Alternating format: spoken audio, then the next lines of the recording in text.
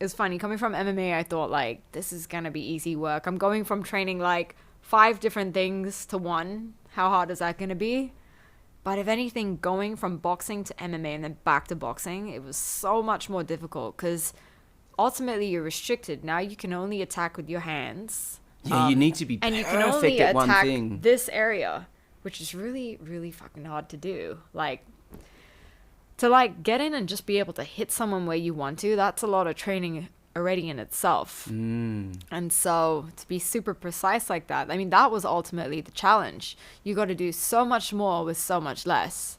And so that's why I realized boxers, like, their reactions and their timing and their eyes are sharper than, I believe, almost any other martial artists.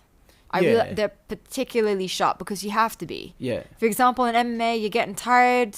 It's okay, you close the distance, you clinch if you panic or whatever, you know what I mean? Yeah, you can go from one thing to another. There's so many transitions. But boxing, if they step in, they hit you, and then they step out, you've missed that shot to hit them back. You're going to have to wait again, either until they come in or you're going to have to go in. You know what I mean? So you have to be very calculated and very precise. It's all timing. And everything's just coming in, like, certain channels, right? Like, and just who's going to win... Yeah. From that and that. Like, there's no other options, right? There's not like, do you know what? Fuck, I'll just try this. Yeah. Like, there's no, I'll just try this. charge at them and hope they'll go to the ground or whatever. Yeah. You can change your tactics, but it's limited. It's still within the one lane. Yeah.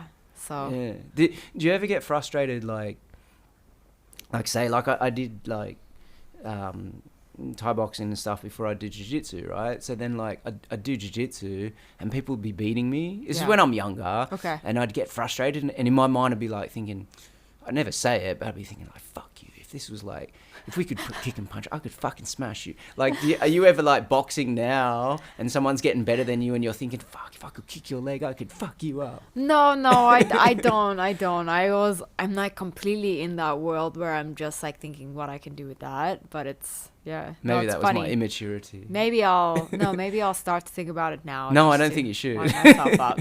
Don't do that. Yeah. No, but if anything, when I see like the boxes, I'm like, and I look at my striking for MMA, if anything, I'm like, God damn, I don't know how. In fact, not only me, but now when I look at MMA fights, I'm actually surprised at the level of striking that people get away with. I'm like, it's not a particularly high level most of the time. I don't want to And sound... that's quite generally speaking. Yeah. But again, coming from boxing where timing and opportunity in the moment is everything... Level. Holy crap. It's such a different level. It's so different. Everything from the guard to the pace. One of my biggest issues coming into boxing, my pace was so slow. Right. And then distance. You know, you can afford to kind of collide and then break and collide and break. And boxing's like, no. You got to, like, be precise with the range, right? Range is everything. Yeah. And don't get me wrong, it applies to MMA too. For example, you got to be in range to strike, to take down, whatever. But it's not you as can precise. afford to, yes, exactly.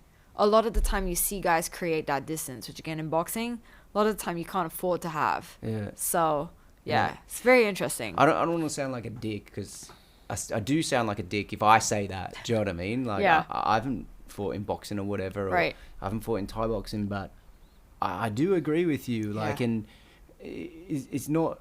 It's even, like, the technique in how they're doing it. Like, I was talking to... Crew Yo, right? Like, and he's had how many fights in Thailand? Something 200 crazy. and something, right? Yeah. Like, he's a famous dude in Thailand, Yeah. right? Like, we were talking about, like the kicking. It's like a lot of people they don't kick properly. Like, they kind of roll the thigh, but not the whole hip sort of thing. Like, and he said, look, maybe it's like they don't want to get taken down or whatever, but there's times when people are trying to kick the fuck out of someone's leg and they're not doing it right. Yeah. You could definitely see someone sharp stand out from the rest. But again, it's a different, totally different rule set and concepts. I guess that's the interesting thing about MMA, because after all, it's like stylistically, whose style is going to be the best? You know what I mean? And often you'll see guys who are very prominent in one style. But I think what's interesting now is you get a lot of guys who train in MMA. It's weird. Like, I don't know. I find that concept weird. Instead of training in a style and learning and then putting it together, they come in learning MMA. So kind of already putting everything together. Because ultimately, when you think about it, it could be its own style.